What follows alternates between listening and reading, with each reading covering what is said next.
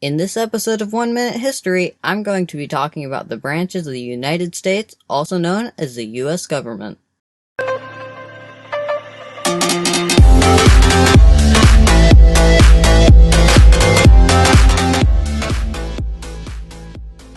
The U.S. government is divided up into three different branches: the legislative, executive, and judicial branches. The legislative branch is made up of the Senate and the House of Representatives. They vote on whether or not to make a bill, which is essentially a law before it becomes a law. The executive branch is in charge of managing the military, enforcing laws, and vetoing laws as the president sees fit.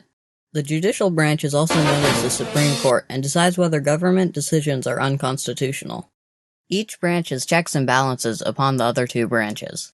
For example, the legislative branch can override the president's veto and impeach Supreme Court judges.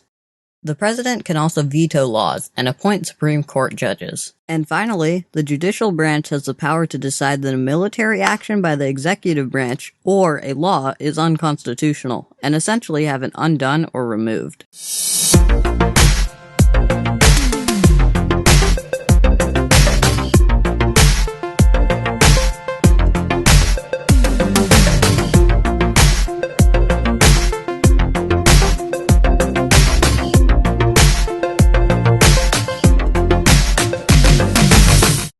Thank you for tuning in to this episode of 1 Minute History, where we talked about the branches of the United States, also known as the U.S. government.